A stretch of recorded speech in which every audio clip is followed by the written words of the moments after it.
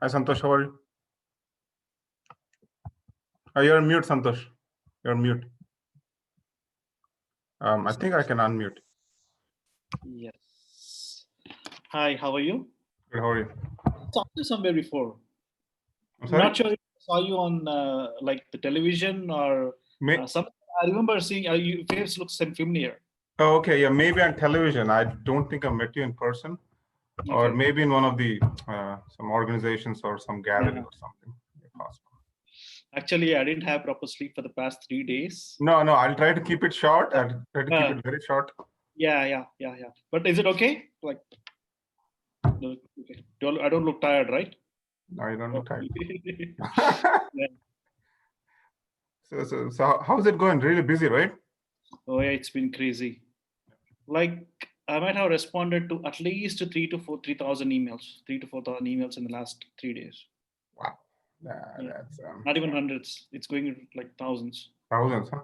I mean, that's really cool that Of you're course, the same responding. person will be asking like multiple questions, and I then they're know. sending these long emails and all. Like, Yeah, I know we tend to do that. We're not very organized in asking questions. You answer one question, something yeah, else comes they'll up. ask the same thing in like different ways until they Different get ways. back to what they ask. You wanna get. Yeah, I know. So, so how long you been practicing this, Santosh? So actually, I have an engineering background. So I Okay. used to work as an engineer before, and then did my master's in engineering. Then I went back to law school. Oh, Uh, then I've been practicing since 2012. hmm, Uh, not bad. Almost 8 years now. yeah, 8 years. But even before that, I used to do a lot of research into immigration, like because a lot of people have passion, right? I know, And of course. since I went through the process myself and all, so that's how I developed the interest. No, that makes Yeah, sense. even though I was working as an engineer, this was my passion. Hmm. So ultimately, I made my passion into profession at some point of time. No, right. I mean, even my background is engineering, but Oh, yeah, but I where write a did you lot go of to school? art. Yeah, I'm sorry. Where did you go to school? Like in I India? went to school in England. Oh, okay, Yeah. okay. And then I came here. So, but I write a lot of articles and do a lot of research in most in politics.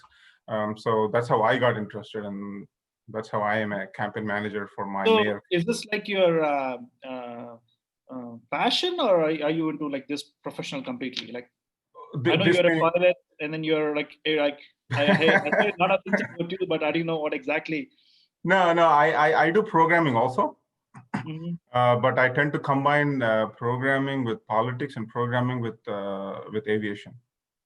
So what we could do is people use in general when talk about programming, people think about only applying, going to client and working and all that stuff, right? I tend to apply that in politics also. Like how they predict presidential polls and Mhm. all that stuff, right? There's a predictive modeling for that. I try to do programming for that. I also do programming in aviation for aviation weather and software for pilots and things like that. And of course, I'm Are into we on live? politics. I'm sorry. Are we live? Not yet. We Not should yet, be right? now. Okay, just want to make No, sure. not yet. No, If no, it's no, live on YouTube. no, not yet. So you know what? That reminds me. We should talk. We should really talk. I mean, Yeah, definitely. I heard really good things from Shaila. Thank you. Lalesh, Lalesh, you ready? 30 seconds.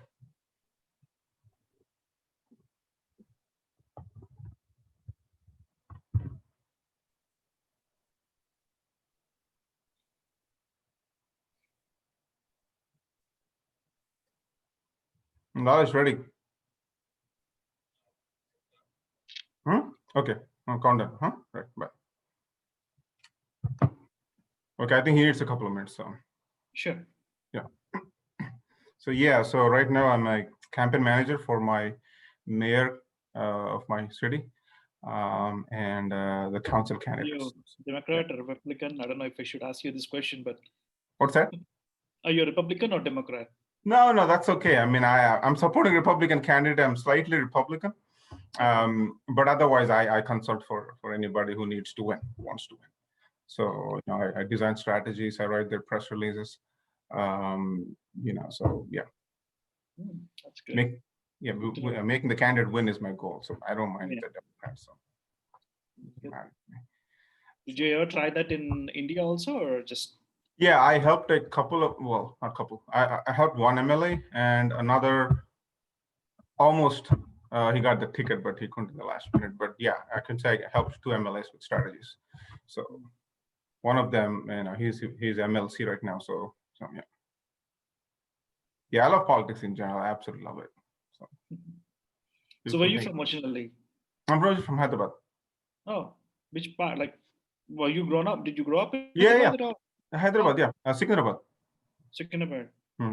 Which school did you go to? Are you from Hyderabad? Yeah, of course. అవునా తెలుగేనా? I went to school in Himat Nagar, by the way.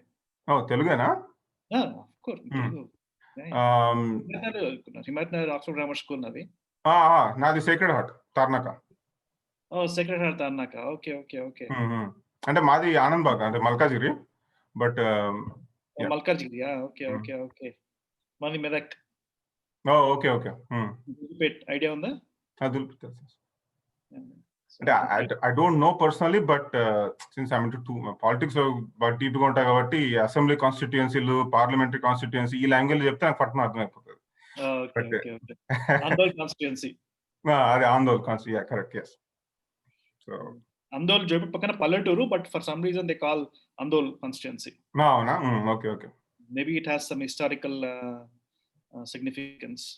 Yeah, possible. So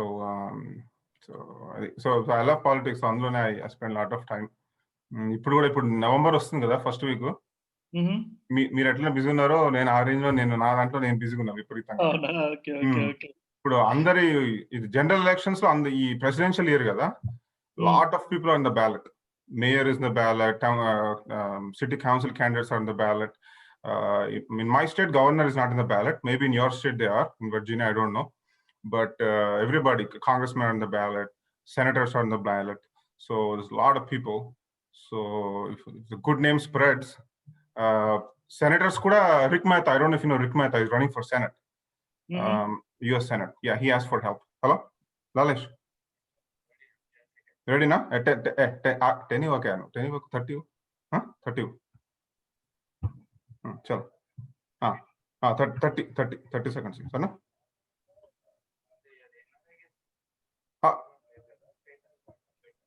Arre leda. Okay, no problem. Chalo, okay. Rating lo chesi. Right, chalo 30. Right, start. Bye.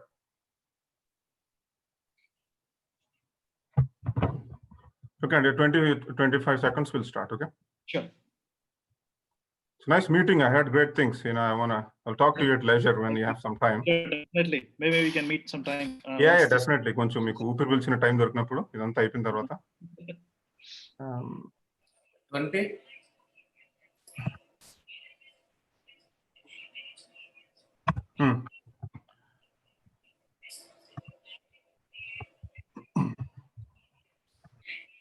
I think there's some echo. I don't know if it's from. Do you hear echo or? Yeah, I think it's coming from there. Lalesh, echo వస్తుంది చూడు ఒకసారి. నేను mute చేస్తాను కదా. చేసాము. 10, 9,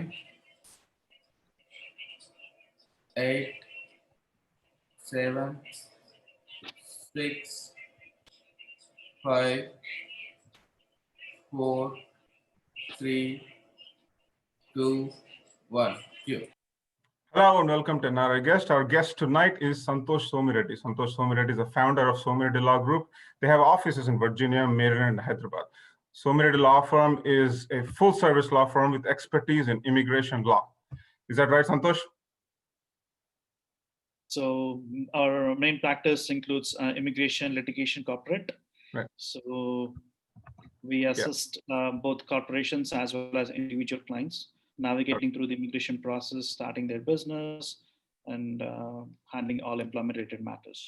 Right. So how has the last week been?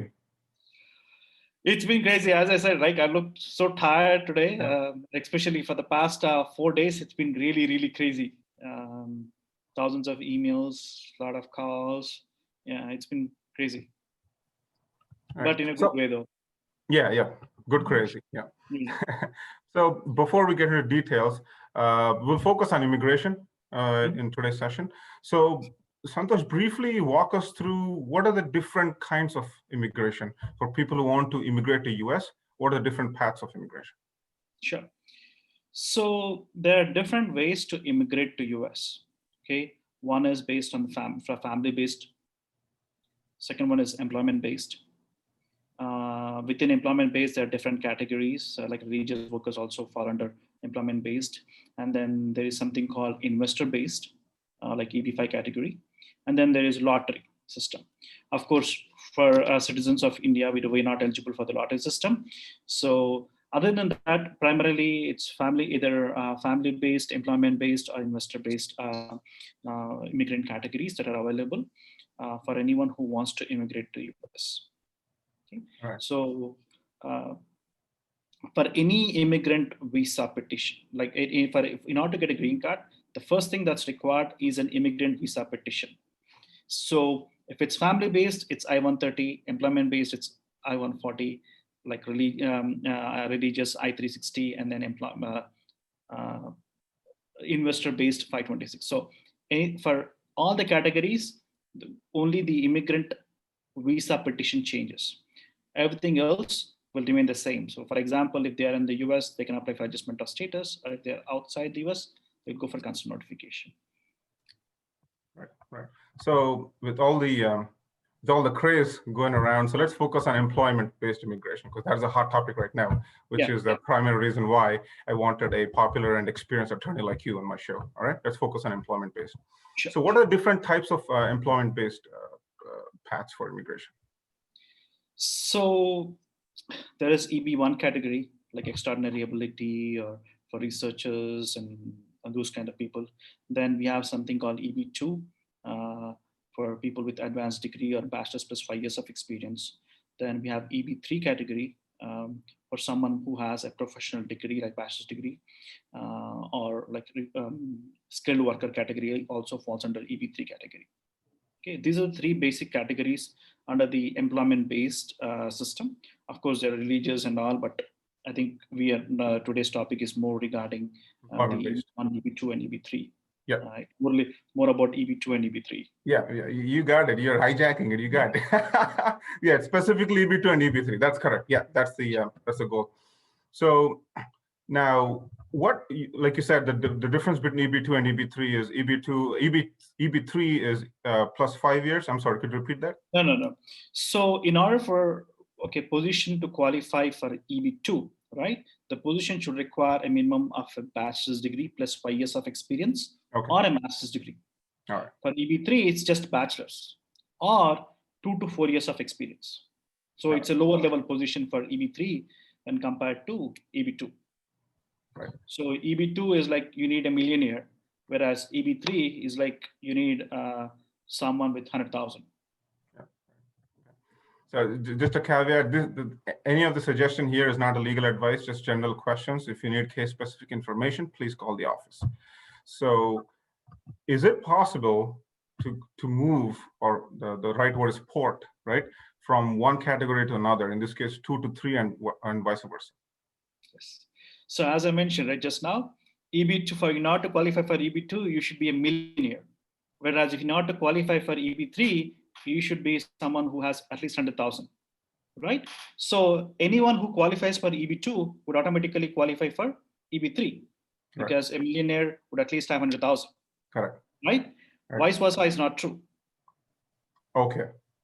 Right. So to qualify for EB2, the person should have a minimum of a master's degree or bachelor's plus 5.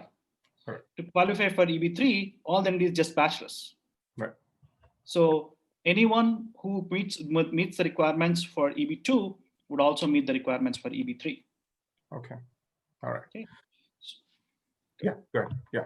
So basically, so we apply, let's go one by one, right? Let's take the case of EB2. Let's say a person applied an EB2 category.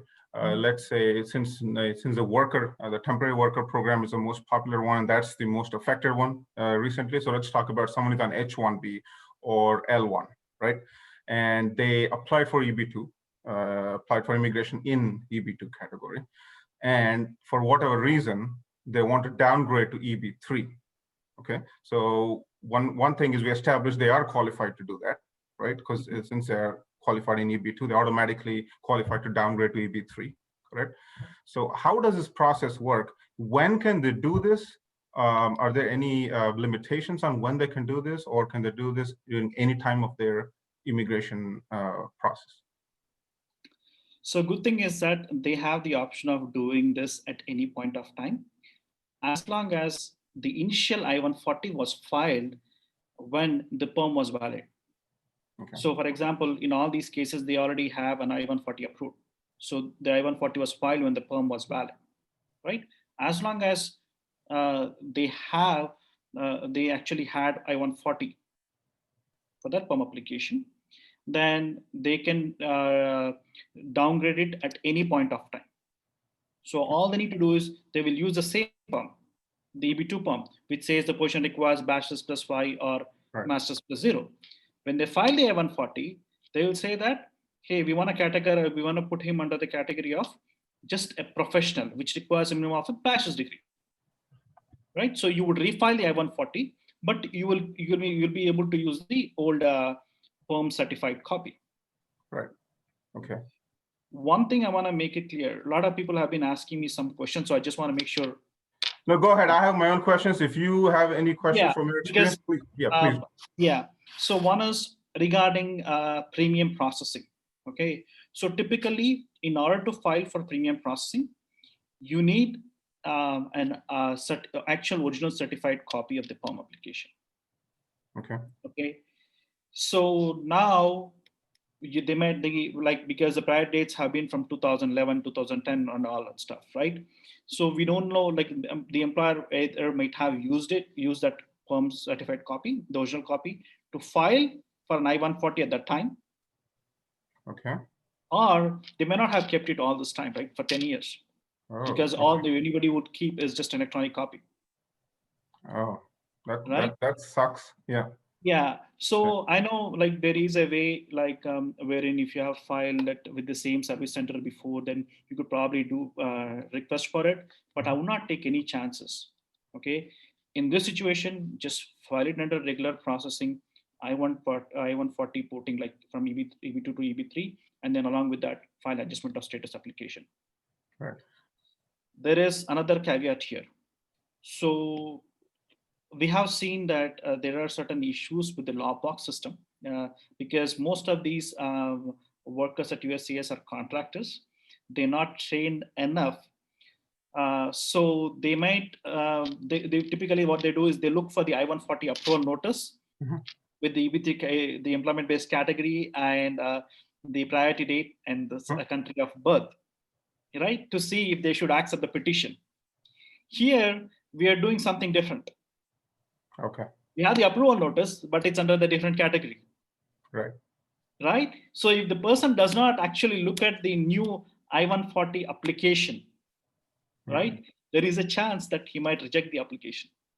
Wow. So if that happens, by the time you receive, you know that the application has been rejected, it could take days or weeks.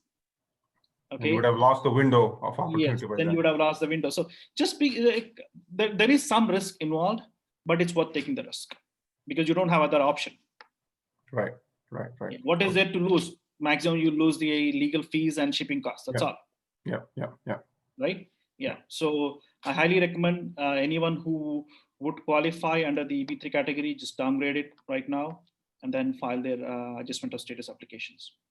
And on a similar note, is the vice versa true? Meaning, can they upgrade from EB3 to EB2 at any point in time during the process if they qualify? Yes. So I think what you're asking me is if somebody, typically if you qualify for EB2, you would have already filed that. The previous application would be in EB2, right? So even though you but if the priority dates are not in your favor, you might not have, right? So yeah. So you have the option. Okay, as long as the perm certification is qualifies you for the EB2 position, then you can file the I-140 either in EB2 or EB3. Okay, all right. Yeah. So there is another thing that I want to know in the beginning. So receiving a lot of emails from those individuals who are actually stuck outside the US. Okay, Right. those individuals cannot file for adjustment of status. In order to file for adjustment of status, you have You to have be in to the be. US. Yes. Yeah. Okay, Correct. because I've been receiving a lot of emails regarding from those people also to see if they would somehow qualify. There is one option available for them, which is they could request for consular notification by filing a 24 form.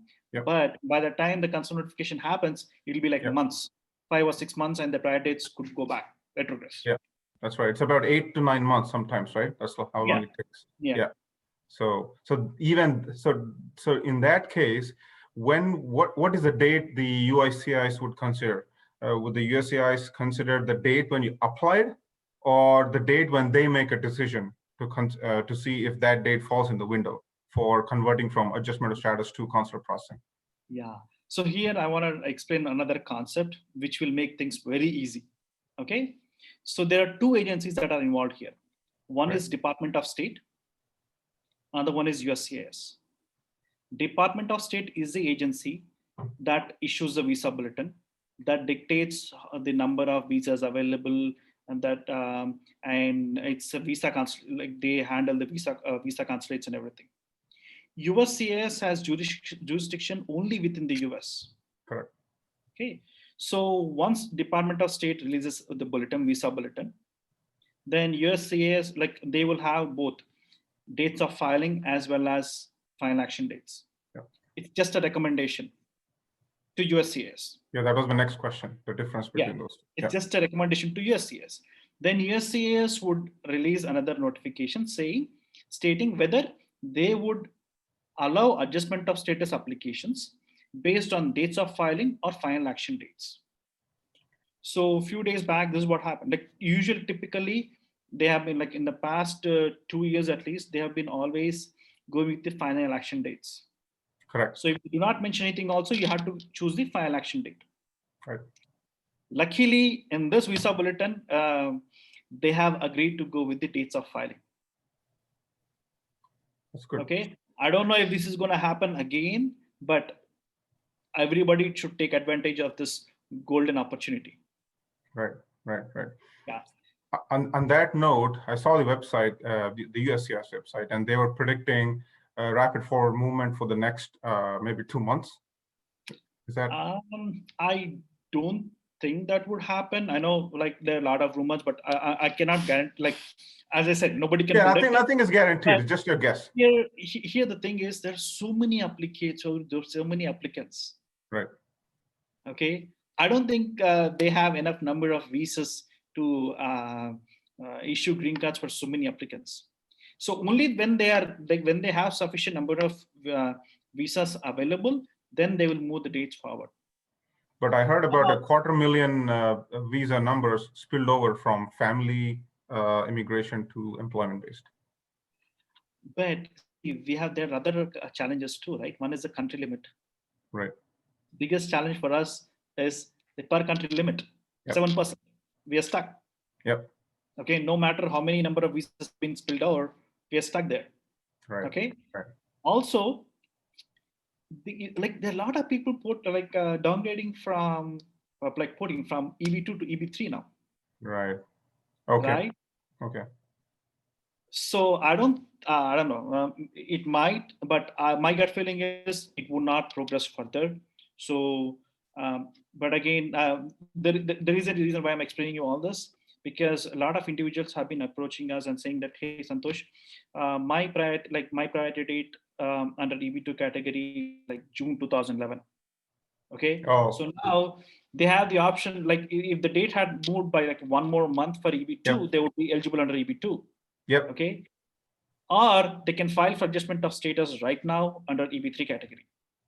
Yeah, that was my next question.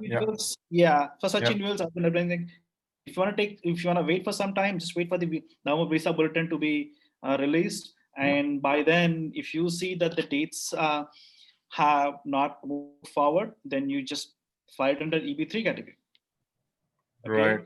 Right. Because if the dates move forward, then you can wait, because as I said, like, based on the information out there, people are saying that, like, the dates are going to move forward substantially in the next 2 months. Yep. Right. So that could happen, but unless that happens in the next month bulletin, I would not depend upon it.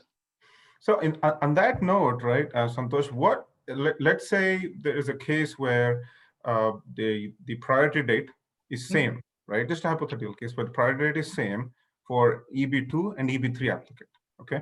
And I'm the USCIS officer. I got the application in front of me to adjudicate or process, whatever the terminology is, right? So in this case, which one takes priority? Is it EB2? No. So basically, when you submit the I-145 application, right, there is only one immigrant that goes with it, Okay. right? Either the one with EB2 category or EB3. Right. Both can go together. Okay. So it can be like you file a EB2, I-140, EB3, I-140, and 485 together. That's Right. not going to happen. You have to choose between these two. Okay, because the reason why I asked that question is I heard one applicant, and not at the same time, not on the same day, but one applicant can be a beneficiary of EB2 and EB3. Is that possible? Yes. Okay. Basically, the person would be holding both EB2, I-140, EB3, I-140. Correct. Okay. And they will file, for example, now they file EB3, I-140, and then adjustment of status. Later point of time, what they can do is they can do interfiling. Like, so basically they'll have other I-140 under EB2 category, and they will notify USCIS asking them to actually process the application under EB2 category, and then they'll submit the documents. Okay, but typically I prefer not to touch. Once you submit an application to USCIS, Right. it's better to let them process in the sequential order, because we have a lot of cases where the priority has become current, but the officer would not have the file with them, because there could be multiple Oh, reasons for that. yeah. One of the reasons why I feel that, okay, if there is something that the officer does not understand, he'll probably put it aside. Right. And there is no way for us to actually find out what's happening. Yeah. That's true. Okay. And whenever you raise a ticket, they say security issues and all. So Yeah. it's better to follow it in the sequential order. Right. So I have a couple of questions from our viewers. So when can they interfile? Is there a specific stage in the process when they should be interfiling, or whatever the word is, right? To go back. Yeah. So I would say wait at least 180 days after you file the 485. Okay. Before you try any of the stuff. Okay. But again, I would not like. I know you have the option of doing it, but I personally would not recommend, because anyways, for EB2, EB3 India, you never know which one is going to move forward now. Yeah. Because people usually have an assumption that, of course, even I went through the same stage when my employer, when I was right out of school, after my engineering, my employer wanted to do it under EB3 category. Right. And then I was like, no, I want to do it only under EB2. And I waited for almost 1.5. I was literally like we were going back and forth for 1.5 years. Wow. Okay. I wish I did my I-140 at that time itself. Yeah. So he just wait for in the classification that you are in. In that way, we never know whether it could be EB2 or EB3, and then just make interrupt the process in any way that could hurt the case in a long term. Right. Another question I had was, let's say somebody is on an H4 EAD, right? And they applied for EAD through 485 filing, right? As part of the 485. So what would happen now? Is there any difference between H4 EAD and 485 EAD, or they're all the same? Well, the end product is the same, right? Okay, which is an EAD, but the flexibility that you receive with H4 EAD is completely different from EAD. For example, once your H4 EAD is expiring, and if you're not able to get the extension approved in a timely manner, you cannot continue working. Whereas with GC EAD, which is I-485 EAD, you can continue working while the extension petition is still in process. Oh, I didn't know that. Yeah. Wow. The other thing is, I always I'm recommending all the clients when you are applying for the adjustment of status, please file EAD and advance payroll. Okay. Also maintain your H1B status. Yeah, that was my next question. Should they maintain H1 status or should they get recommend paroled? maintaining H1B status, because you never know if something were to go wrong with your adjustment of status application, anything could happen, right? Right. Maybe during that at the time of interview, the officer might say, hey, you are working at different employer, and just because the prior date became current, you came You back to switched. this employer, ported from EB2 to EB3, or you came back to here, and then you did not work for that employer during the whole period. What they can come up with a lot of things. Yeah. Okay. Yeah.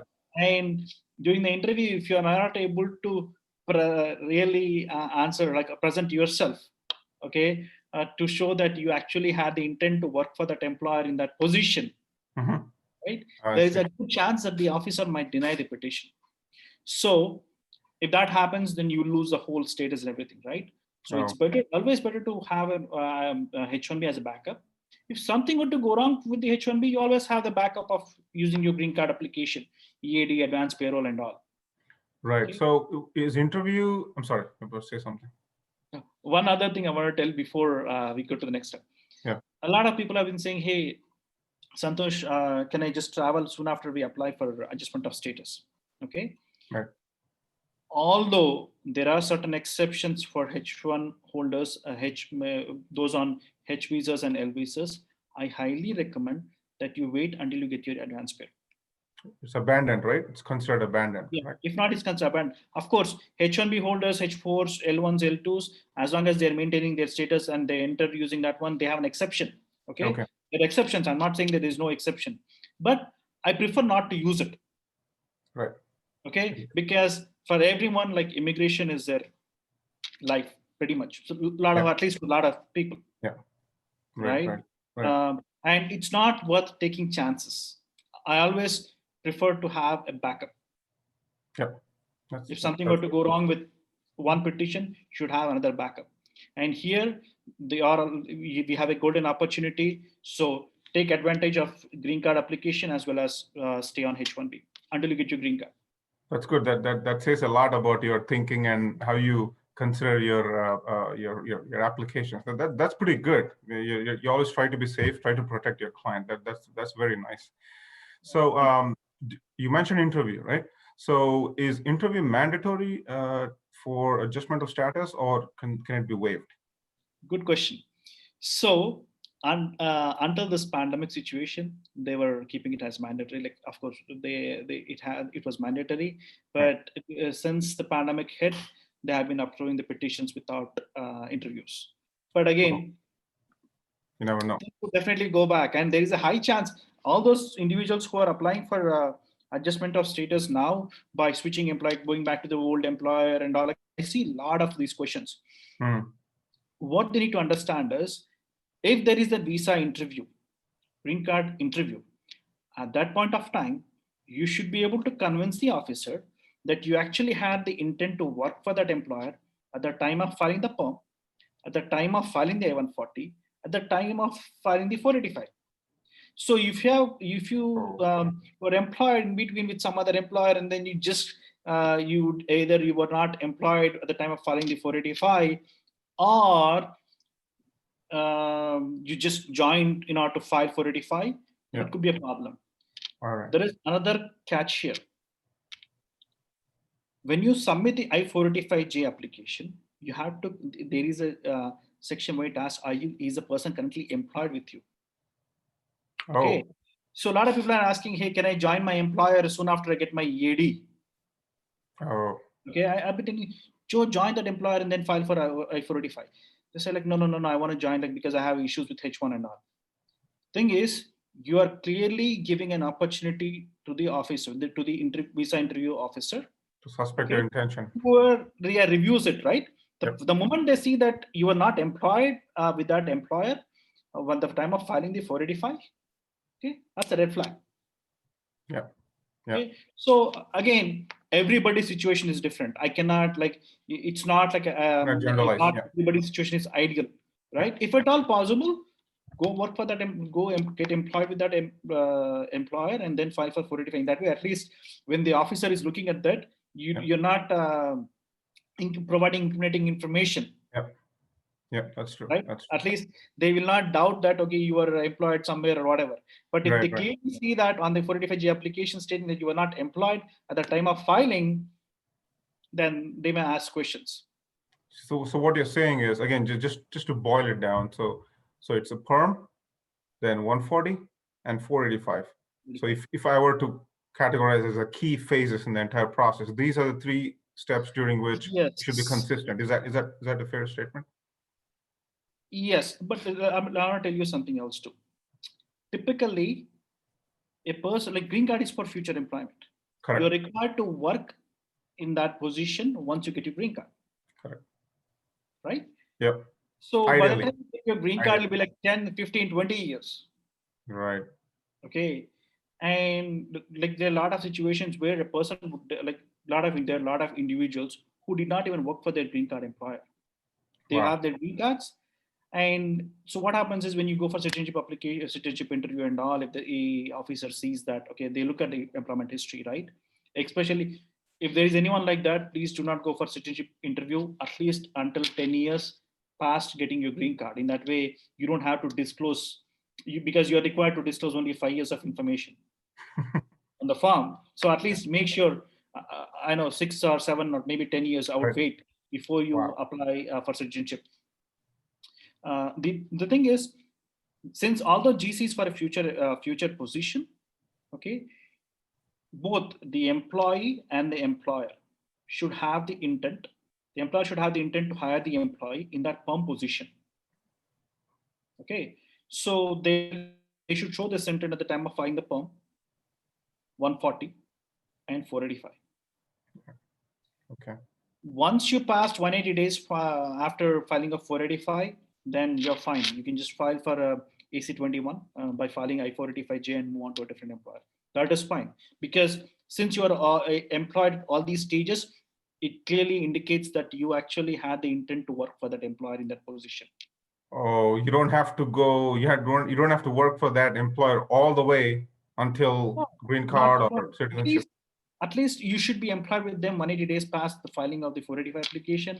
Right. That way, you're at least covered, because AC21 clearly says that, hey, you can switch employers at that point of time. Okay. So now you're legal to switch. Right. So do you want to ask it? I think you've been receiving some questions, right? No, that's okay. Yeah, I got a couple of questions. The question is, what is EA? We know it's employment authorization document. Mm-hmm. A more specific question is, what can be done with an EAD? What cannot be done with an EAD? And I'm going to add my question to it. What should not be done with an EAD? That's my question on that. Okay. So I'll give you, I'll tell you a little bit of concept. Okay. When you're getting, it's like EAD, advanced payroll, is like giving a green card. So whatever things that you could do with a green card, you can pretty much do all those things with a combination of EAD and advanced payroll. Okay. So if you are able to work for, if you're able to start a business using your green card, you can do the same thing with your EAD. Okay. So in this case, there is no limit as to what they can do. They can pretty much start a business. They can work anywhere, do whatever they want, as long as it's legal, of course. And re-entry permits, like authorizing them to travel abroad without having to go for the visa stamping and all. Right. So they can work for. They should be working for their employer, right? And at the same time, can they work for themselves also? Of course. Okay. All right. Of course. So once you get your 180 days after filing 485, right? You should continue to work in the same or similar occupation. Oh, even if it's a different employer? Yeah. Okay. Yeah, but when I say same or similar, it could be a progression, general progression. Okay. It could be like you're working as a .NET developer. Now you could be working as a systems analyst or a software developer or SAP analyst or whatever. Or a manager or something. Yeah. Yeah.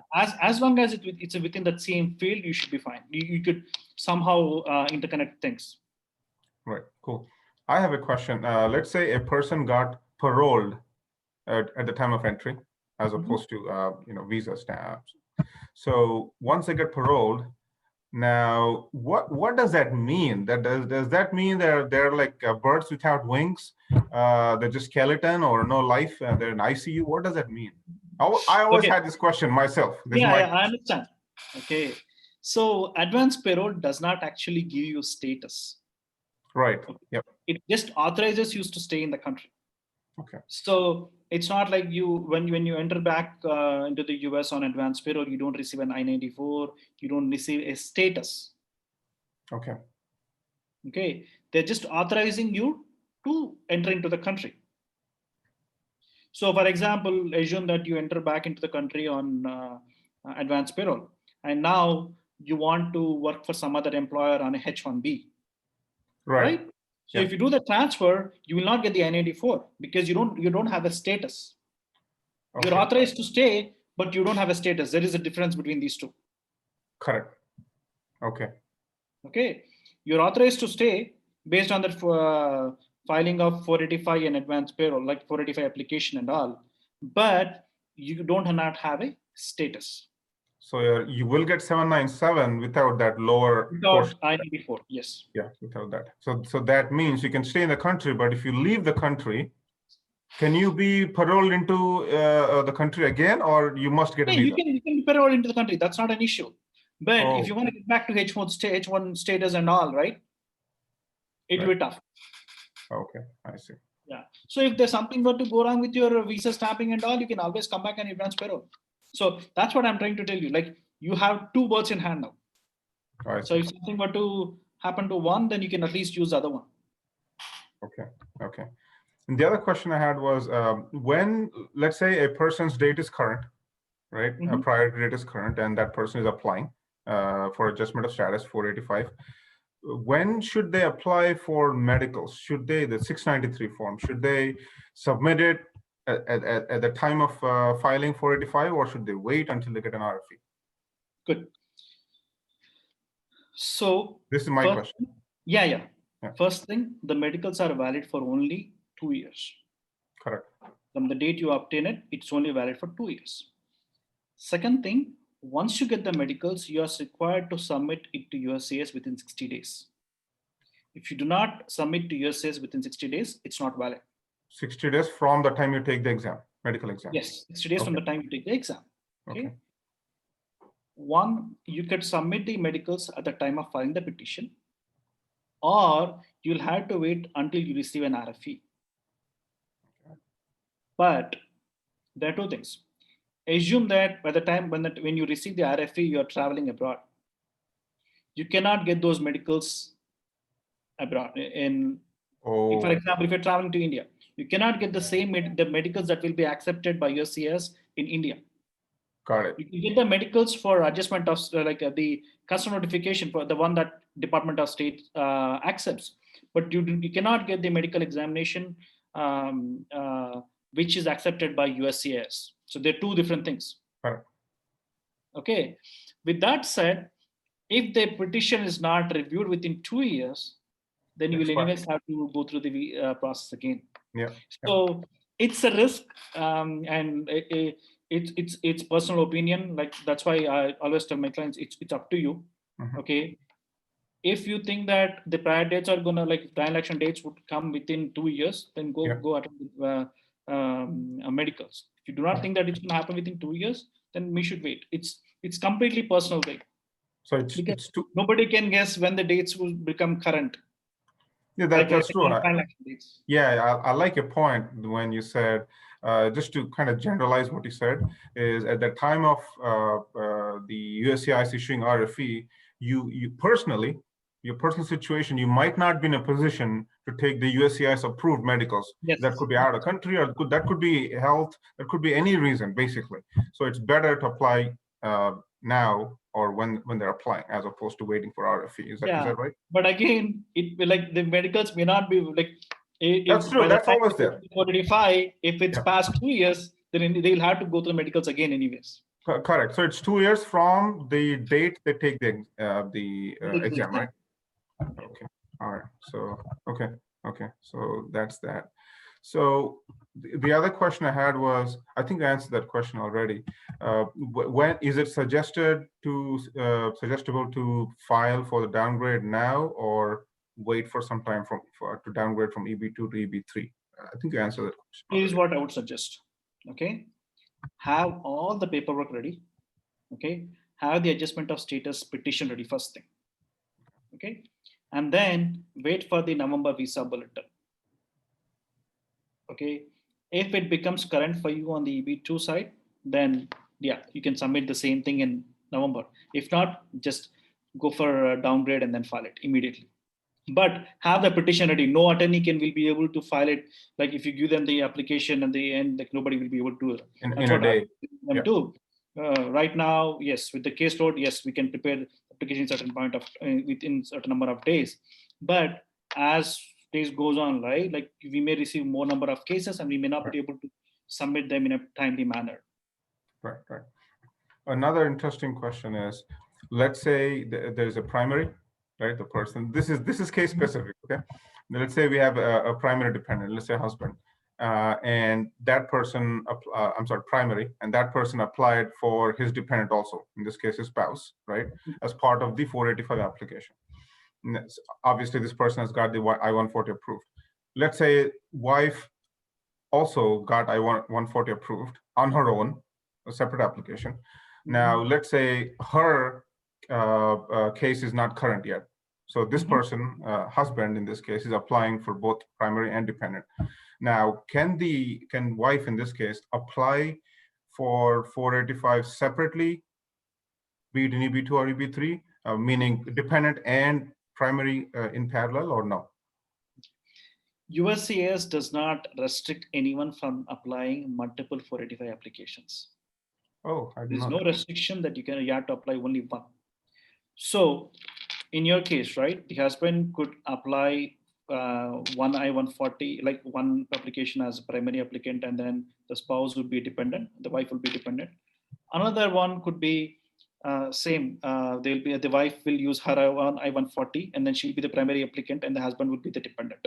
So they can do that. Okay. So then, what would happen at the time of adjudication? Which one would be considered by whichever USCIS? comes first.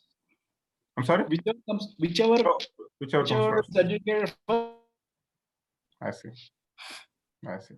Okay. Yeah. All right. But very few people will be in this situation. But yeah, and so again, it's a personal choice, but that's an option available. Yeah, I guess. I think my question was, and I got the point. Question was if 485, multiple 485s can be applied in parallel, and I think that is possible. Yeah. There is no restriction from USCIS that you cannot apply. Correct. We are 45 minutes into the show. I want to be respectful of your time. I know you guys are working like around the clock, so I want to be respectful, and I'll stop my questions. Is there any general advice you want to give to our viewers, regarding any immigration? There are two things I want to make clear. Like I want to make sure everybody understands. Okay, those who are going, like, if at all possible, try to file adjustment of status by downgrading with your current employer only. If you go back to your old employer and file it, and if there is a visa interview at a later point of time, you may have a hard time proving it to the officer that you had actually had the intent to work for that employer. Okay, at these three stages: PERM, I-140, 485. With the new employer, since you just did the PERM and you're doing I-140, 485, it's much easier. Okay, unless you're willing to go back to your old employer and start working before they file the 485. Right. Sorry, okay. I missed a lot of calls. Santosh, sorry. Let me take one call. Sure. Hello, Mana TV. Hello, hi. Yeah. Thank you for calling Mana TV. Go ahead. What's your name and where are you calling from? Yeah, this is Ravi. I'm calling from Maryland. Yes, hi Ravi. Go ahead. I have a question yep. Regarding the downgrading EB2 to EB2 to EB3. Yeah. So actually, my current date is EB2, but it's away from 2 months. August 4th, mine is right now. August 4th, 2011. Okay. 11. Okay. EB2. Okay. But can I downgrade right now, or do I need to wait for a visa bulletin? That is my first question. Yeah. The second one is suppose if I downgrade it and filed for the EB3 and EB3 is rejected, suppose let's take any scenario, so then can I continue on EB2 because I have already a EB2 at 140?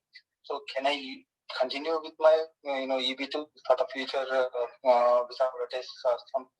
Right. I think the first one Santosh already answered before, but I'll let him answer both the questions. Go ahead, Santosh.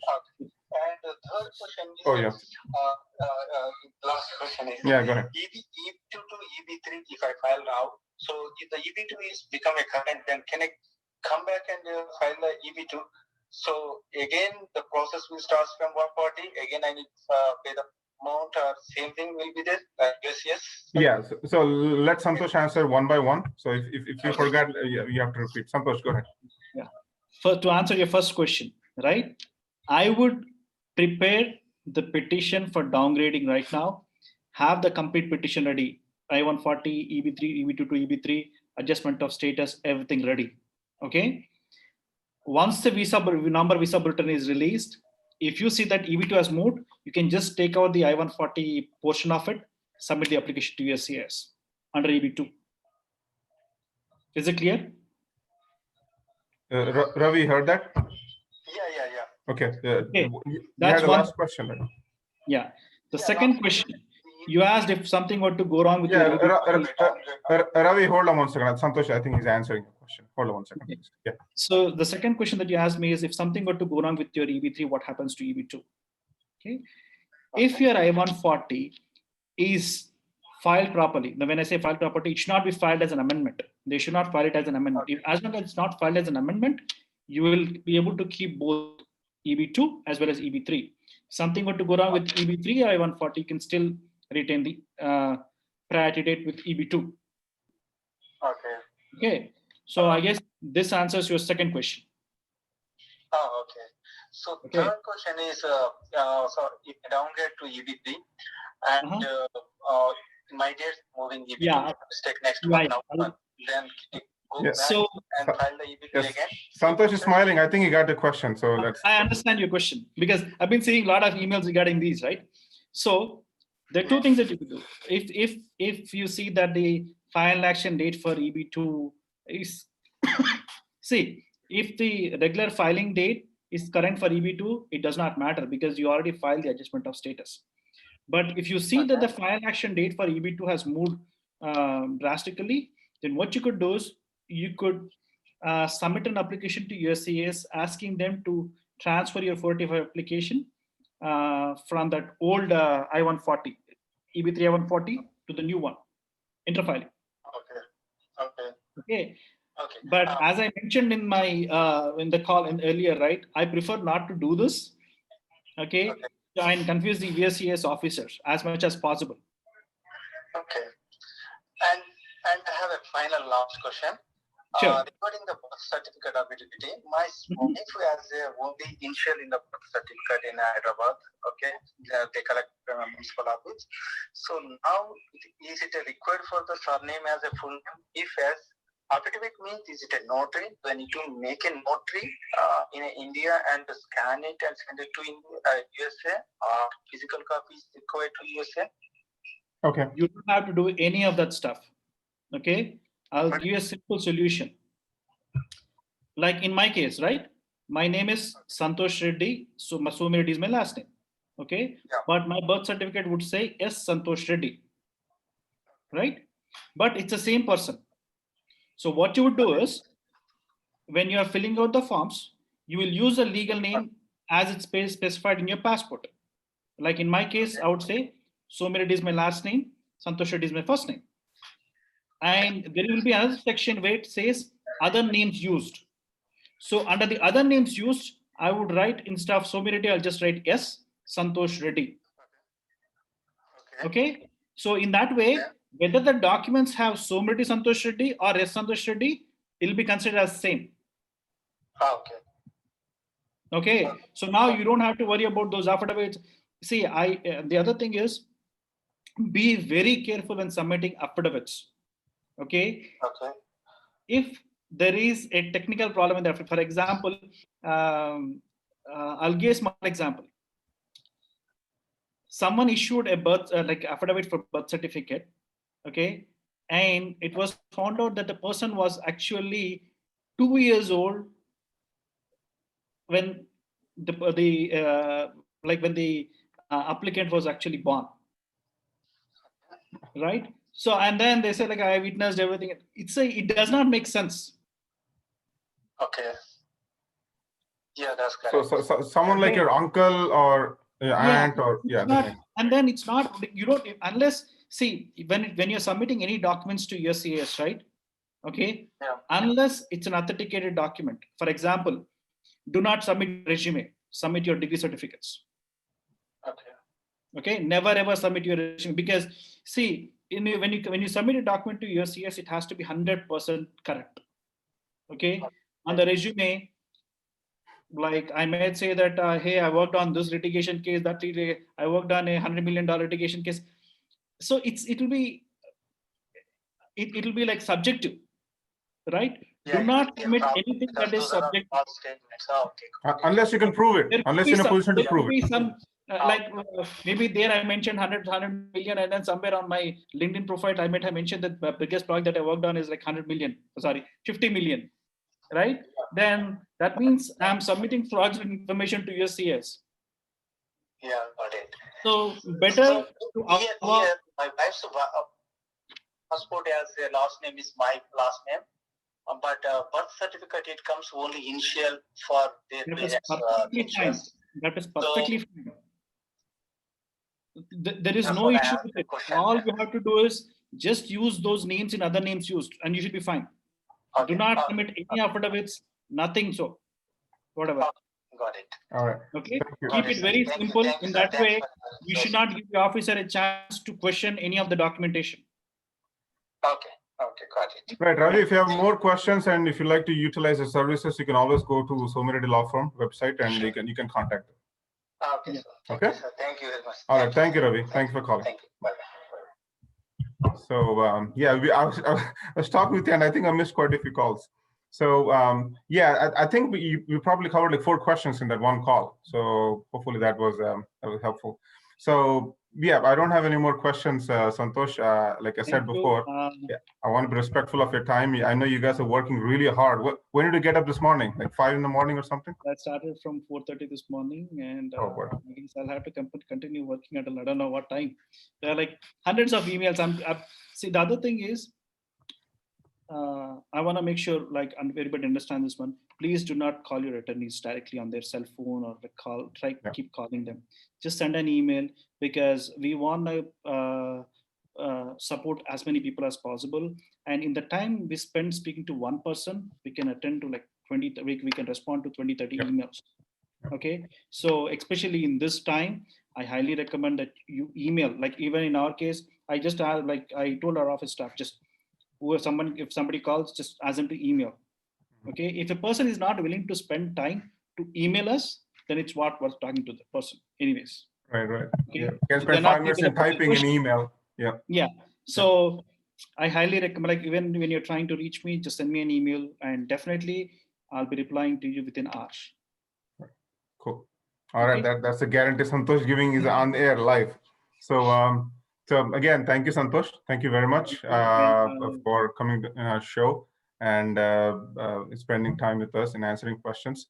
So I'm pretty sure I'm hoping you get a lot more applications because I know you're very popular, and I heard great things about you. So anybody, please reach out to Santosh's law firm, Somiredi Law Firm.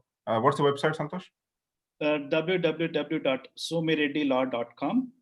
The best way to reach me is by email. Email us at info@somireddylaw.com. info@somireddylaw.com. All right. Thank you again. Thank you, Santosh. Thank you, viewers. That's all we have for tonight. Thank you very much. Have a good night. God bless America. Thank you.